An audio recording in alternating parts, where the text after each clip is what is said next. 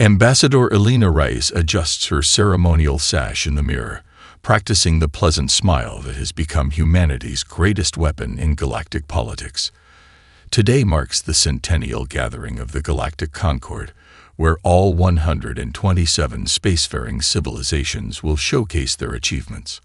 As Earth's primary representative, Elena has spent years carefully crafting humanity's image, reasonable, collaborative, and humble despite their classification as Deathworlders. Final systems check complete. Ambassador, reports Lieutenant Kira Santos, adjusting the ceremonial pins on Elena's lapel. Each pin, representing a human colony world, contains microscopic quantum communicators linked to Earth Defense Command. "Thank you, Lieutenant," Elena responds, her voice carrying the measured cadence that translation software across the galaxy has come to associate with human diplomacy. And the delegation. All 23 members present and accounted for. Santos confirms with a slight nod that communicates more than her words. All operatives in position, ready for contingencies. Captain James Chen enters the preparation chamber, his dress uniform immaculate. His official title as Cultural Attaché masks 15 years of Special Forces command experience and over 30 covered operations on non-allied worlds. The Arcturian delegation has requested a private meeting before the General Assembly. Ambassador. Elena nods thoughtfully. The Arcturians, silicon-based crystalline entities, possess the most sophisticated scanning technology in the known galaxy. Their request is not coincidental. "Accept with pleasure, Captain. I'm always delighted to discuss cultural harmonics with Facet Sovereign Thrix." Chen's expression remains neutral, but Elena catches the momentary tightening around his eyes. The Arcturians have been increasingly curious about human physiology, particularly their adaptive nervous system, a curiosity that Earth intelligence finds concerning. Through the viewport, Harmony Station grows larger, a marvel of multi-species engineering. 12 interlocking rings rotate around a central sphere, generating artificial gravity calibrated to accommodate physiologies from across the galaxy. Elena notes with professional interest the positioning of several hegemony vessels near the outermost ring.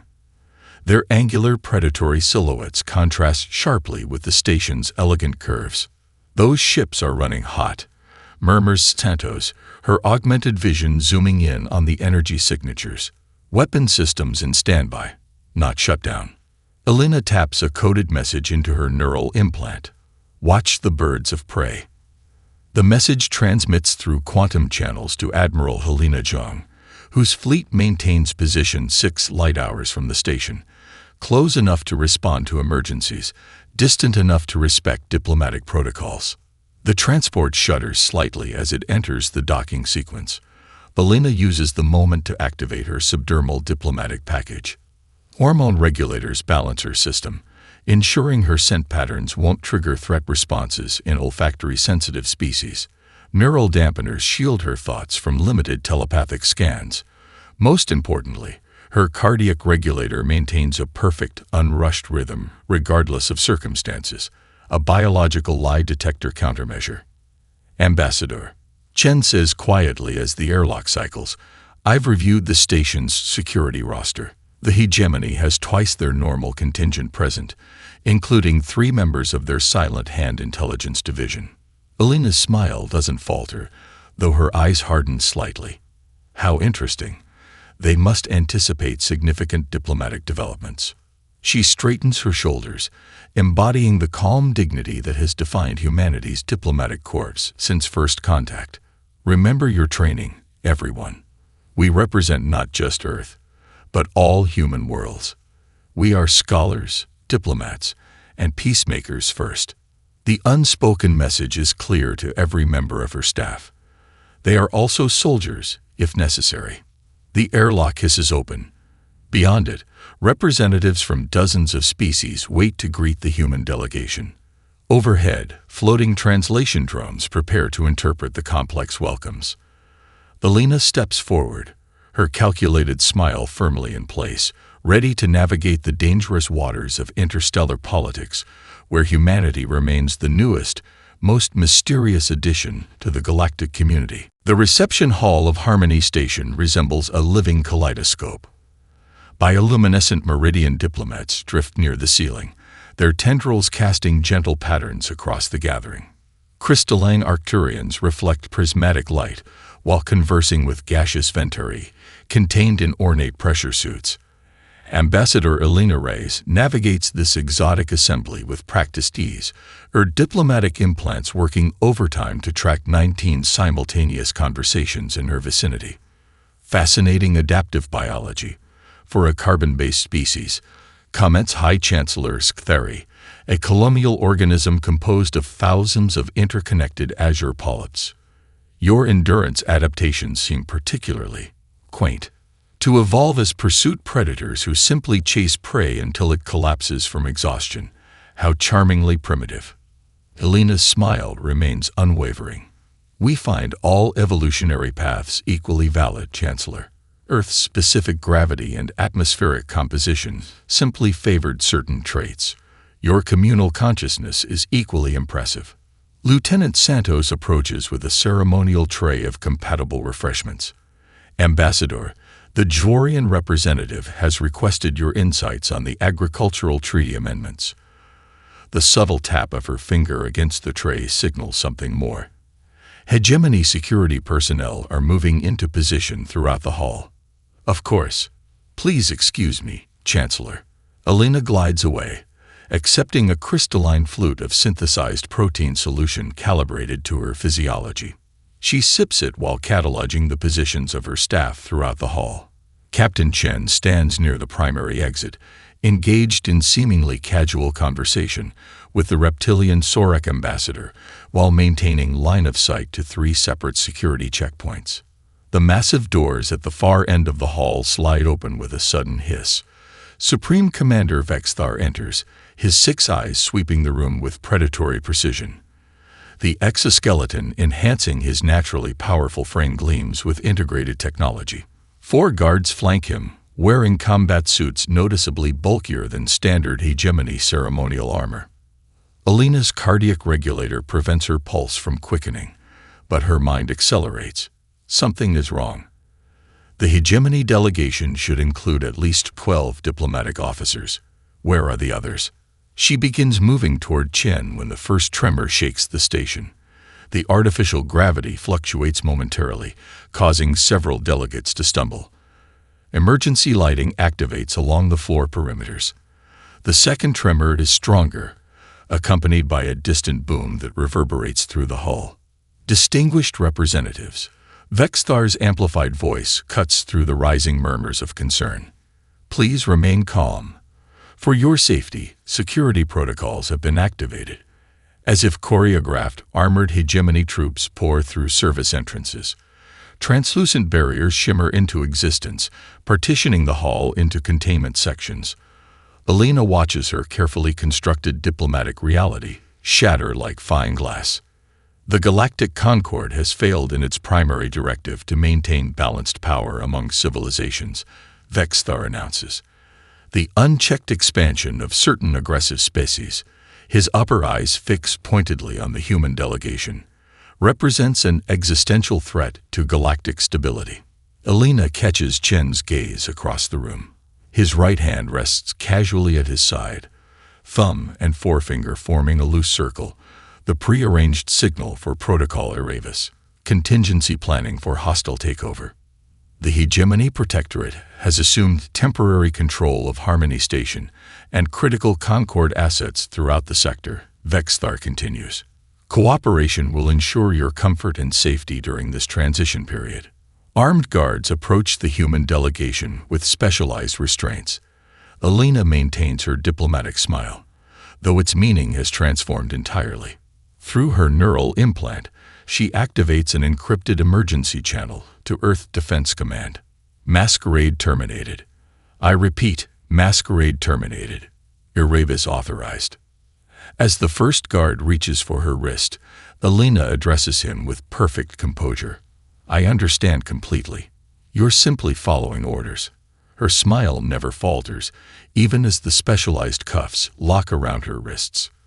Only someone with intimate knowledge of human expressions would recognize the subtle shift in her eyes, from diplomatic accommodation to predatory assessment. The ambassadorial quarters have been transformed into elegant prisons. Alina paces her room with measured steps, 17 forward, pivot, 17 back. The hegemony guards monitoring the surveillance feed see only a nervous human captive wearing down the polished floor with repetitive movement. They fail to notice how each sequence of steps forms precise mathematical patterns, or how her casual stretches incorporate specific positions from Earth's most ancient combat traditions. In adjacent quarters, her staff performs equally peculiar routines. Lieutenant Santos repeatedly arranges and rearranges her personal items in seemingly random configurations. Captain Chen conducts breathing exercises while tapping rhythmic patterns against his knee. The guards exchange amused glances at these strange Deathworlder stress behaviors. The humans are displaying increased agitation and confinement, reports junior researcher Klovac, a slender hegemony scientist tasked with monitoring the captives. Their neurological readings show unusual synchronization patterns across separated individuals. Senior Commander Drek dismisses the observation with a flick of his secondary appendage. Expected behavior from pack predators. They sense isolation from their social hierarchy. Klovac hesitates. Sir, with respect, these patterns don't match our research models. Their hormone production suggests coordinated. Your concerns are noted, junior researcher. Drek turns his attention to the command console where Supreme Commander Vexthar's image appears on the central screen. The Deathworlders' home government has received our terms, Vexthar announces. As anticipated, they're requesting time to consider. A transparent delay tactic. In the detention blocks, the separated ambassadors have been permitted limited communal hours in a central garden area. A calculated move by the hegemony to foster division and resentment among species with conflicting interests. Instead, Alina uses these opportunities strategically. Ambassador to Krell. She greets the Arquesian representative, whose scaled skin shimmers with iridescent patterns. I hope you're finding the accommodation adequate. The Arquesian's inner eyelids blink rapidly, a gesture recognized only by those who have studied their diplomatic protocols extensively. Asteriski understand your meaning asterisk. I've been practicing the meditative breathing techniques your cultural liaison demonstrated during last cycle's exchange.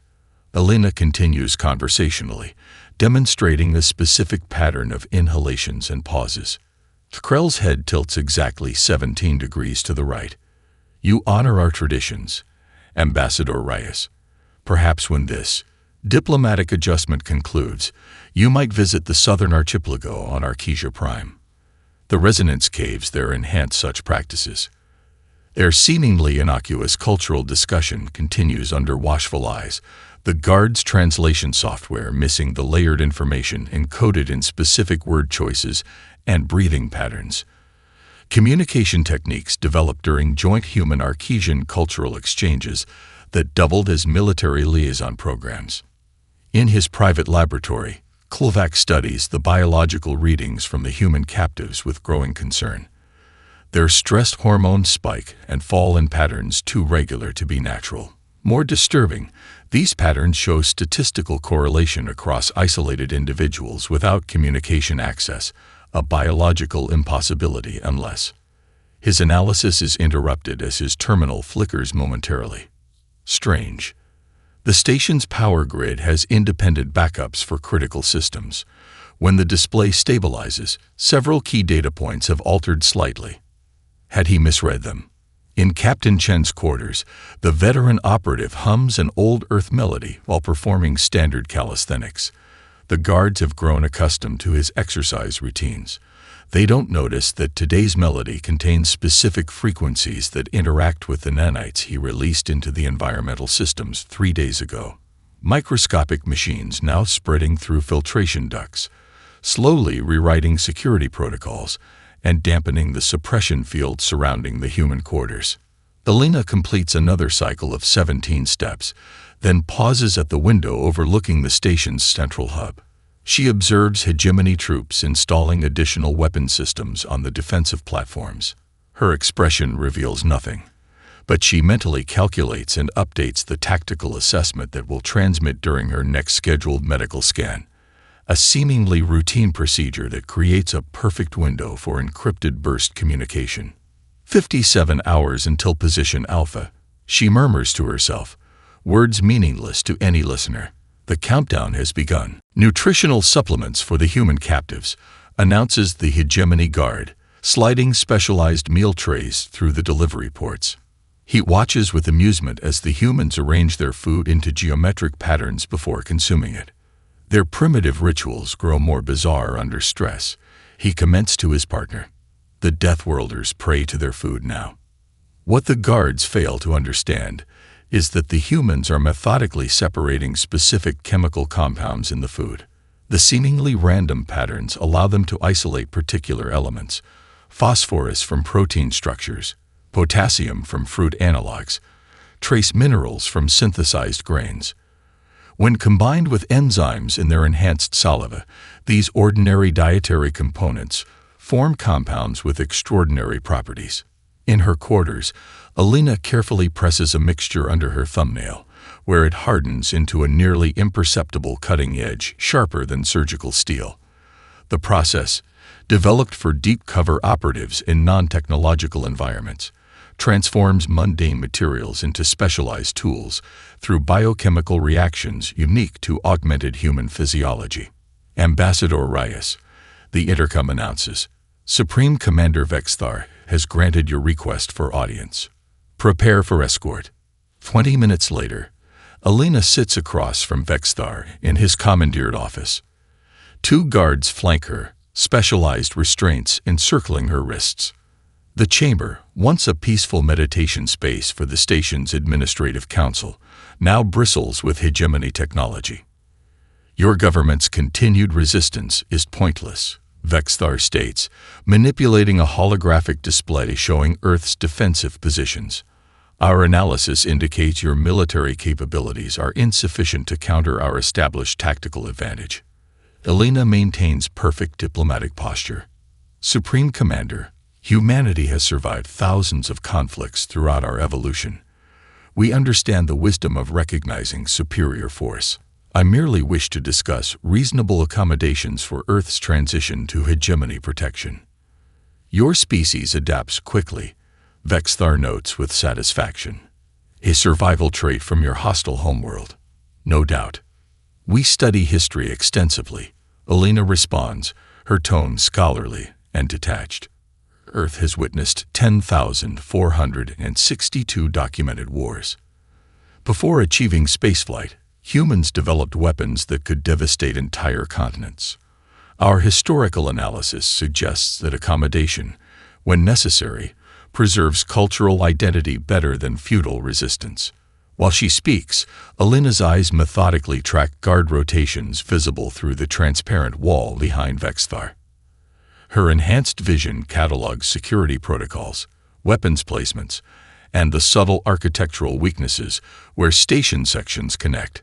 Her jaw makes nearly imperceptible movements, the subdermal transmitter beneath her mandible activating with each specific muscle contraction. Through this biological transmission system, Alina sends compressed data packets that piggyback on the station's structural integrity field monitoring system, a channel the hegemony considers too primitive and low bandwidth to secure.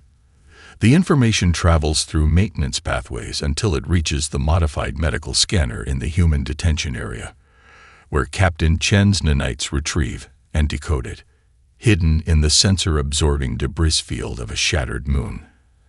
Admiral Helena Zhang's command vessel receives the transmitted intelligence through quantum-entangled particles embedded in Alina's diplomatic credentials, items the hegemony dismissed as ceremonial trinkets.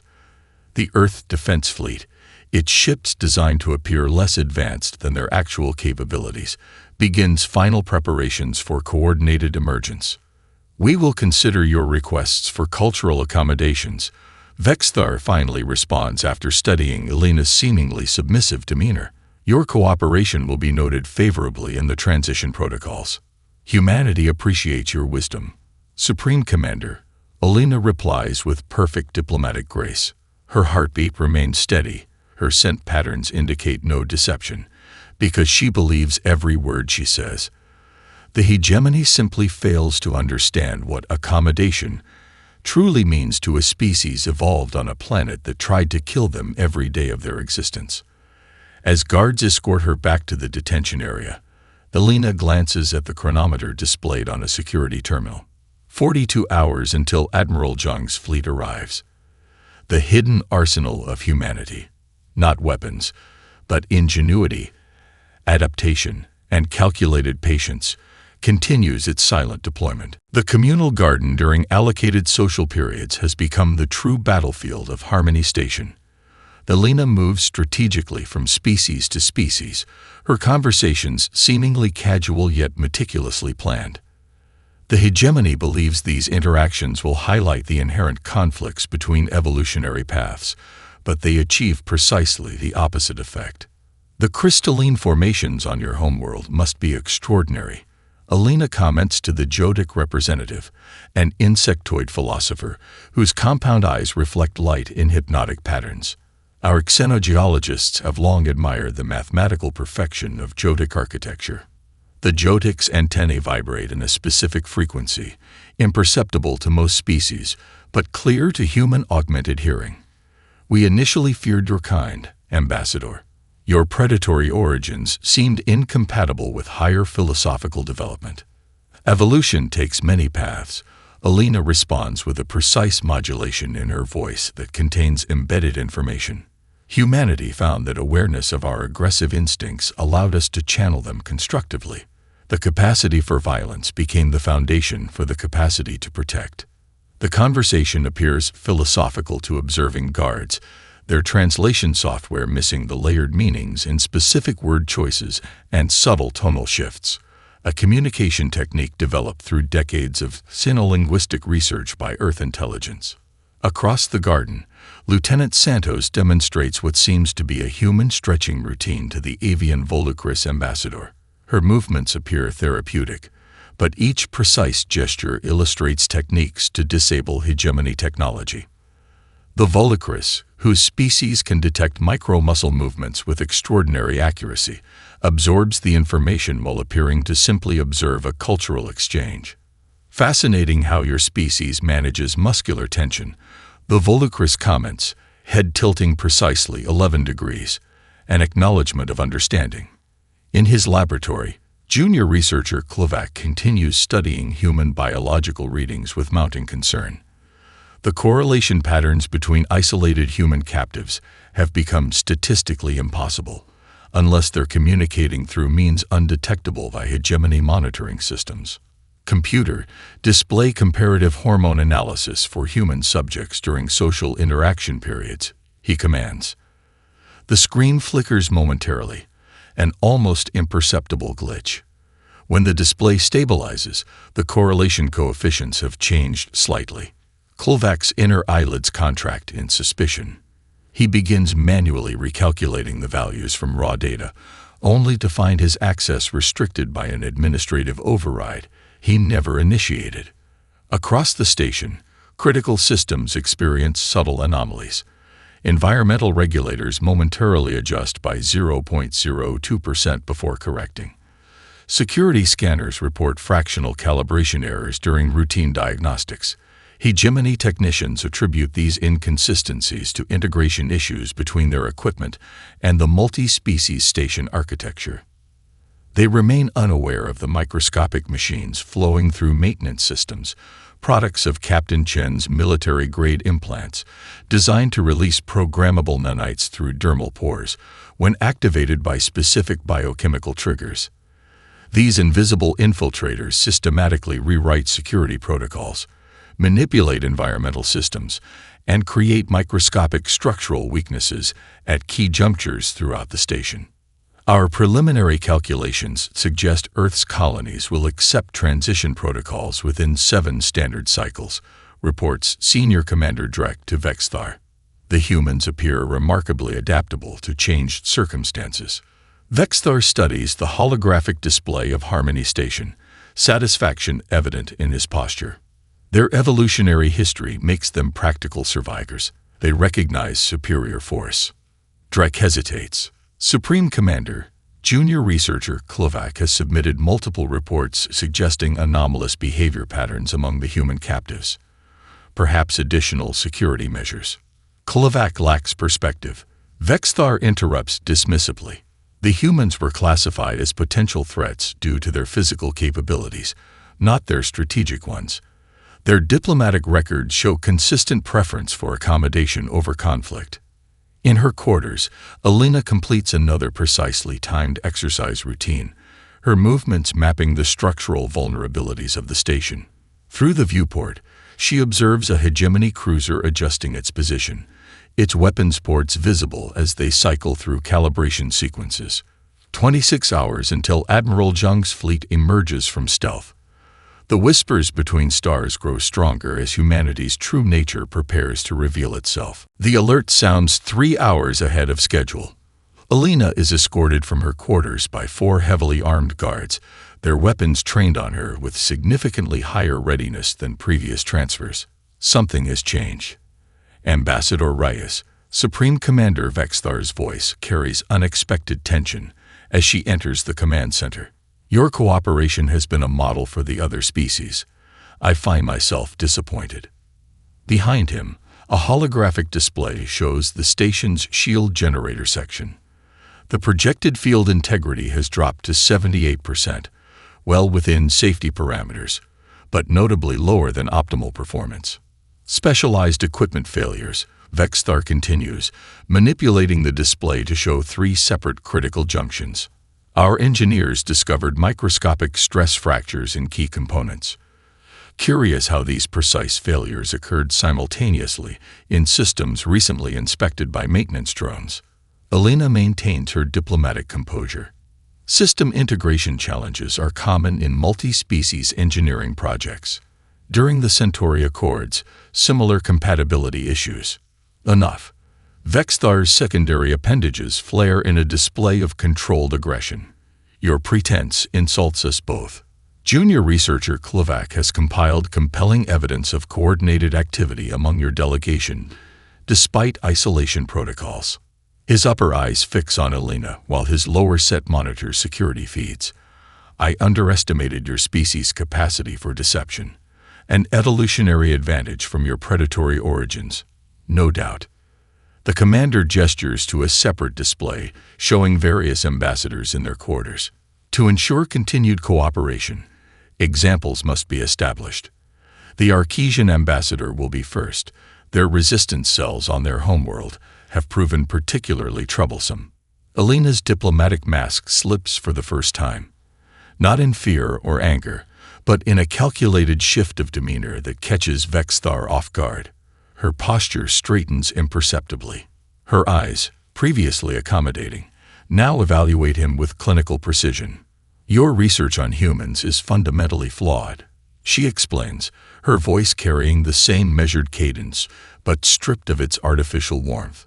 You studied our biology, but overlooked our history. Earth has 10,000 recorded wars.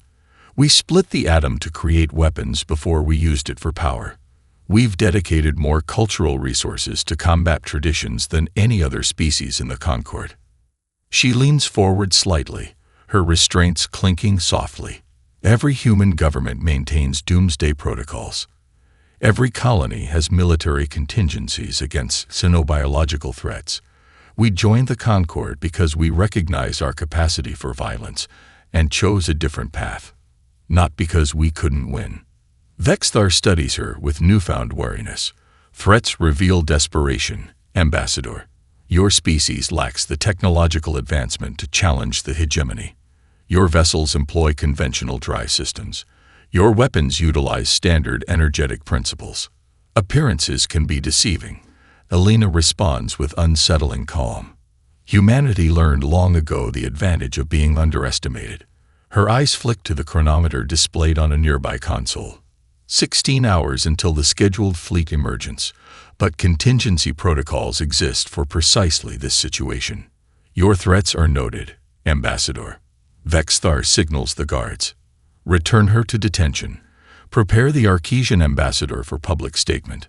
As they escort her from the command center, Elena activates her emergency transmitter with a specific pattern of muscle contractions in her jaw.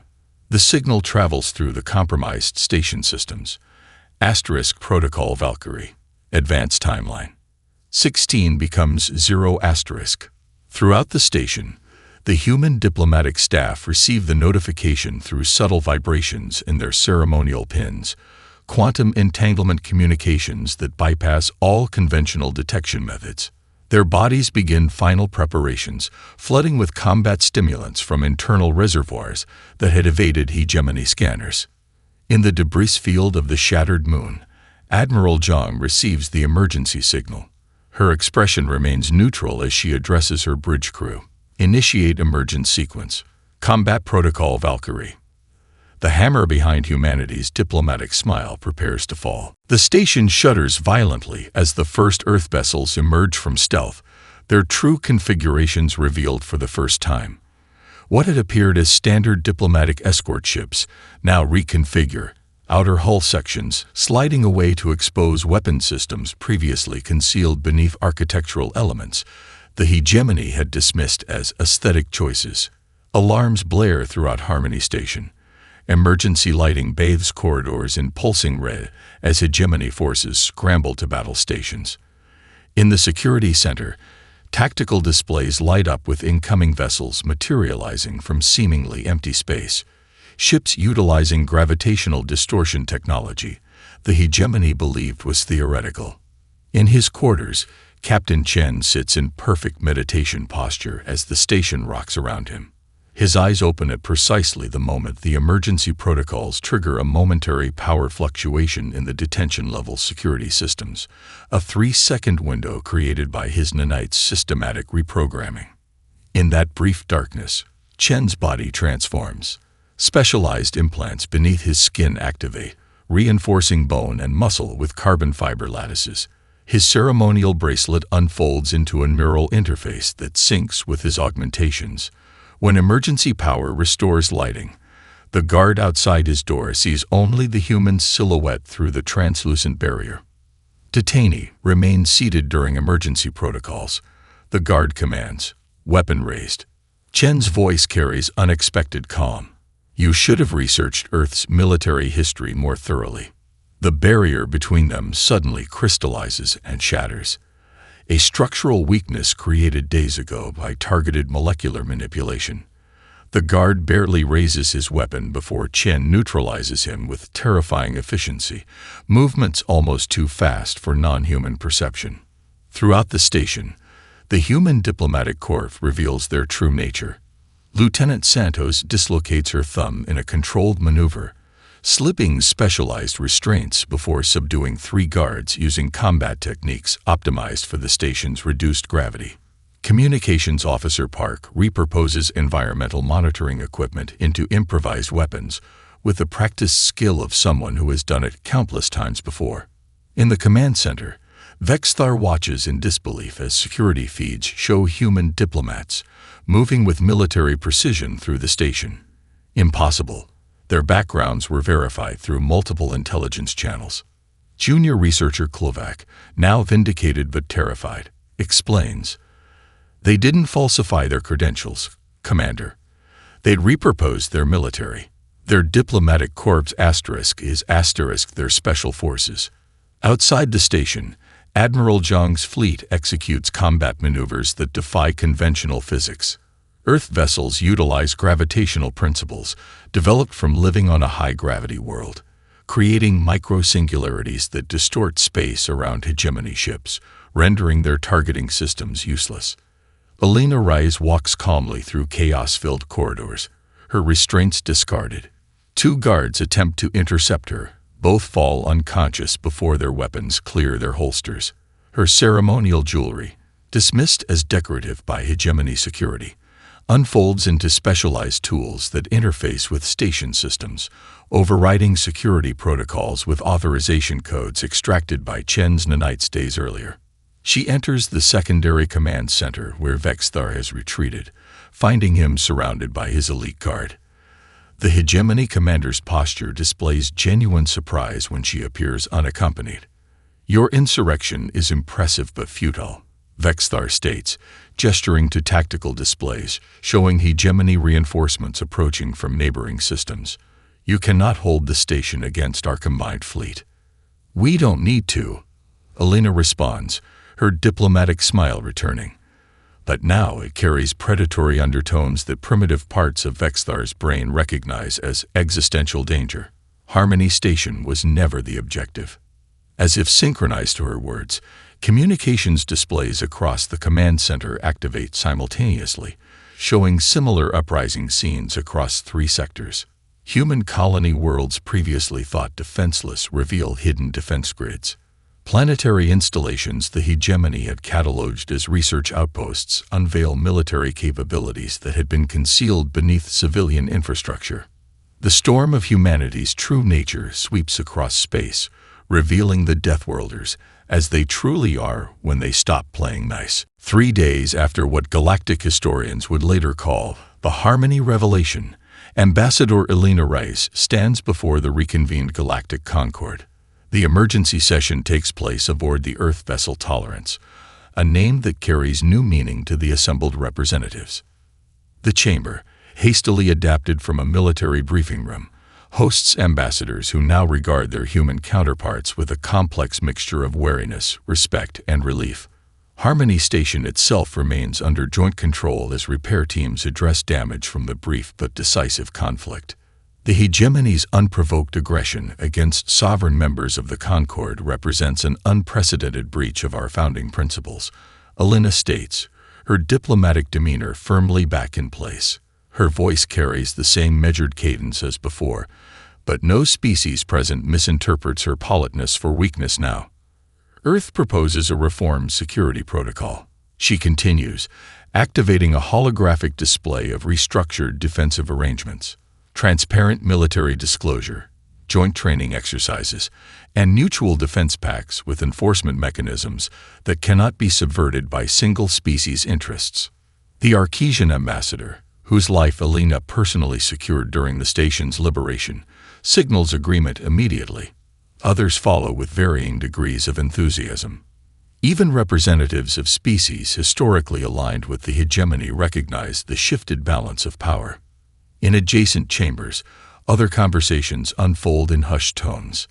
The archivists of Kelviner, keepers of threat assessment matrices spanning 17 millennia, update their classification of humanity from emerging/unpredictable to established/foundational. The Voldecris Imperium, whose evolutionary path specialized in recognizing predatory behaviors, signs new training agreements with Earth. Their diplomatic dispatch contains a phrase that spreads through galactic diplomatic channels. They smile not to conceal their teeth, but to give fair warning before they bite. The Jotic philosophers convene an emergency symposium to debate the ethical implications of a species with such capacity for violence, yet such commitment to restraint in its application. Their preliminary conclusion, that controlled predatory instinct represents evolutionary advantage, rather than primitive limitation, reverberates through xenobiological communities. In a secure medical facility, junior researcher Klovac continues his studies under asylum granted by Earth's government. His preliminary paper, The Evolutionary Advantages of Strategic Restraint Among Apex Predators, becomes required reading in xenobiology programs across the galaxy. Supreme Commander Vexthar, awaiting formal sentencing by the Concord's newly established Justice Council, receives one visitor. Ambassador Reyes enters his detention cell alone, dismissing the guards with a gesture that now carries unquestioned authority. "You came to gloat," Vexthar states, his once imposing frame diminished by defeat. "I came to understand," Alina responds. "Your intelligence indicated we were technologically inferior, physically dangerous, but strategically limited. I want to know where our deception succeeded most effectively." Vexthar studies her with his remaining functional eyes. "You hid in plain sight. Your diplomatic achievements seemed genuine because they were. Your technological restraint appeared as limitation because we wanted to believe it." Alina nods thoughtfully. "The strongest species isn't the one that wins every fight. It's the one wise enough to avoid unnecessary conflicts." Until they become necessary, Vexthar adds with newfound respect. Until they become necessary, Alina acknowledges. She leaves him with a parting gift, an ancient Earth book titled The Art of War. The bookmark rests on a single highlighted passage. The supreme art of war is to subdue the enemy without fighting. Across the galaxy, the day Deathworlders stopped playing nice becomes the most studied moment in modern galactic history. Species that once viewed humans as primitive curiosities now recognize them as guardians of a peace maintained not through weakness, but through the controlled strength of predators who chose cooperation until given no other option. The universe adjusts to a new equilibrium, where humanity's diplomatic smile carries both genuine friendship and unmistakable warning.